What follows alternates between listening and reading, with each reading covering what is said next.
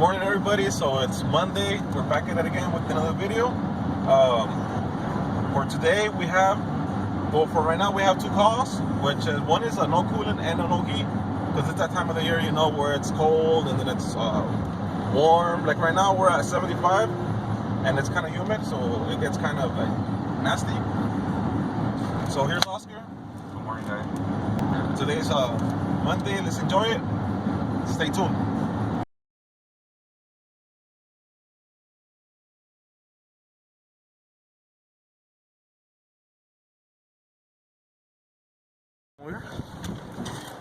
Okay, so what we found on this one, this unit takes the constant torque motors, which is the X13, but they installed a regular PSC. So what we did, because this is a new motor, so they didn't want to go with the torque motor, so we went ahead and put some relays to make it work with the fan board that it has. Because come over here. As you can see, these units have a fan board which controls your blower motor, which was X13. And as you can see, this board is just dedicated for the heater. It does not have a way for you to eliminate this and just use this control board for your blower motor. So we have this, which as you can see, it says cool here and heat here, which it sends 24 volts to your blower motor. So that's why we have two relays, one for your heat and one for your cool. So let's go over there. So as you can see here, when we're calling for heat, it sends 24 volts to this relay, in which we have coming here, jumpered. This is the main one coming from the board. So it goes into here, then it jumps into our common for the both of them. So this is black for cooling, this is a red for the heat. So when it energizes, it sends 24 volts for cooling. It's gonna close and it's gonna send voltage to our motor. And we already have the other leg 120, so it's gonna close 240, and then it's gonna turn on. So it's gonna be the same thing for the heater as well. It's gonna close and it's gonna send voltage to our heat leg, and it's gonna turn on. So we're gonna go ahead and turn it on and test this. So we have it jumpered for heat. So also gonna turn it on. So we have inducer. So inducer creates a negative draft pressure, which has this vacuum hose, and it lets the pressure switch know. After that, it lets our board know, and then I'll send signal to our igniter, and then our gas valve. There we go. And after a couple seconds, it'll click, and it'll turn on our blower motor. So our blower motor is going to click for our heat relay. It's going to turn on. It's going to blow air. It takes a couple of seconds because the board is it lets the heat exchanger warm up, so it won't throw cold air right away. So there you go. So that's our low speed.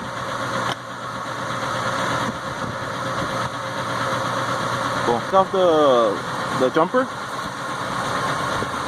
Okay, so when we take the jumper off, it's gonna run the inducer motor for a little bit, and it's gonna run our blower motor for a little bit too, to let the heat exchanger cool down.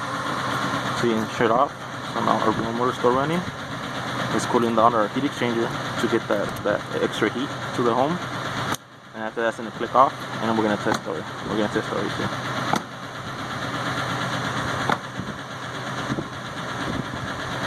We did this. Usually it's recommended to go back with the OEM motor, but like I said, this motor is brand new. They installed it this summer.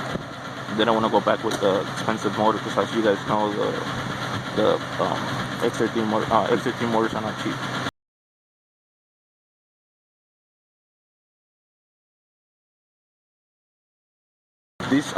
These limits always go back. So if you guys always have like the inducer motor always running, because this sucker right here always goes back. It either rust out, they rust because they never use the heater or something. So I always check this one. And you have one here, and then you have one there, and you have one over there in the heater fan. There you go. Alright, so I'll just gonna turn the AC for us. I'm gonna turn the AC on.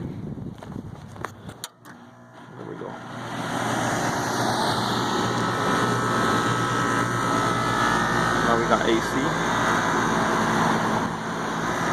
So you can see the blower motor came on instantly. So I'm guessing for the AC it turns on right away.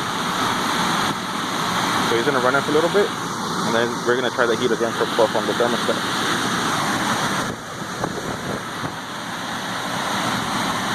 Cool.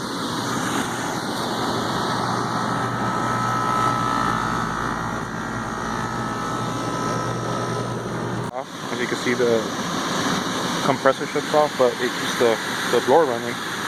That's so we could get the extra cooling out of the evaporator.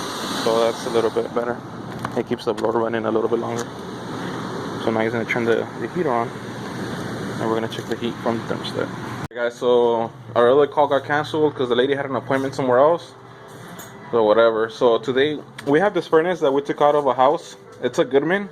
They didn't want it no more, so we took it off, and we're gonna do a project. He's gonna do an elbow. And that will coming out this way. You guys can show me your little draft.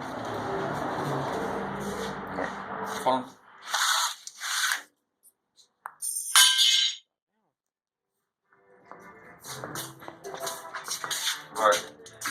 So we're gonna make the elbow coming this way. Yeah. All you gotta do is just pretty much measure from here one end to another, and then you're gonna get this 12 3/4. So you got 12 3/4 here, huh? Yeah. Oh, okay. The width is gonna be 19 and a half. So you will about a quarter. Okay. So you're gonna do the lips too, huh? 1/2 inch? Yeah. Okay.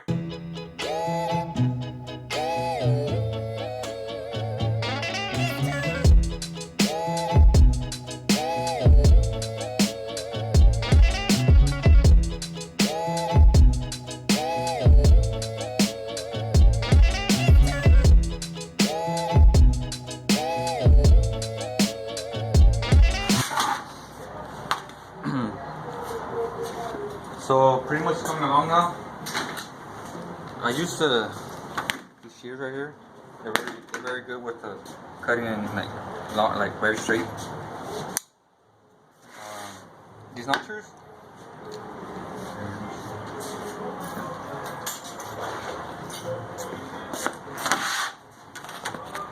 So this is how it looks. So pretty much you're gonna leave this quarter inch parts, and that's gonna be you could say your lip. So you're gonna eliminate that, and then you make sure you go like as an angle right here, and you cut with these.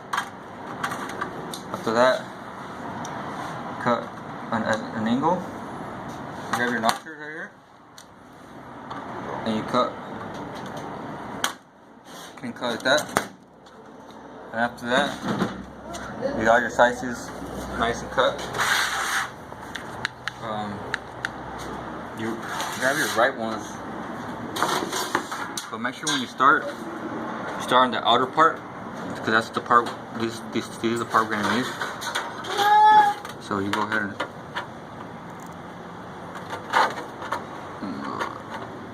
make sure they're.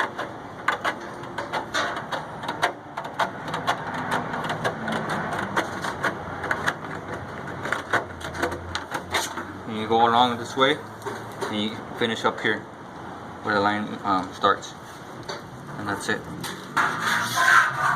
Here's a preview of how it's looking. As you can see, it's very nice and precise, and it all depends how much tolerance you want to give it. Let's say your entry is like, you give it, all depends on your throat, and then you add the size of the entry where it's gonna adapt to. So all depends on your measurements. But here's an idea of how it's coming along.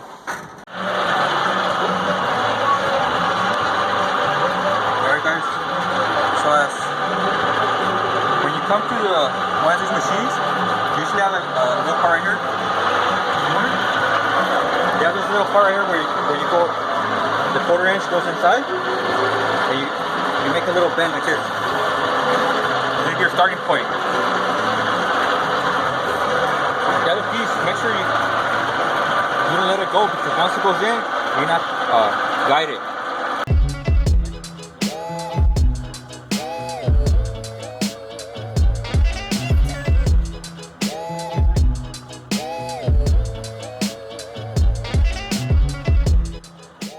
Here's the elbow coming along now.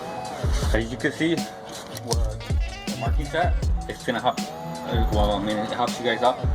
And remember the quarter inch right here? Well, that was I'm bending it to a 90, and this piece right here.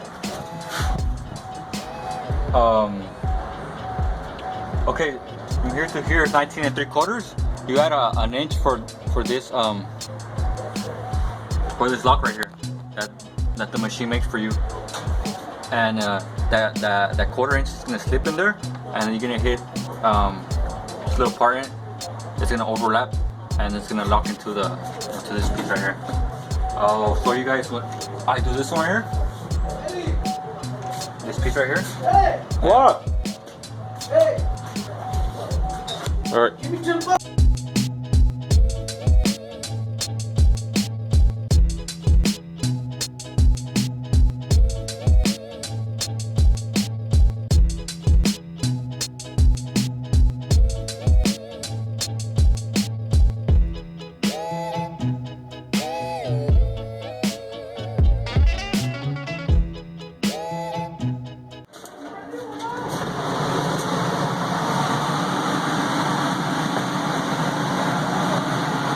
Alright guys, so that's somewhat the finished product. Yeah, you still have to hit it in. What's up? I don't know. Oh, come on.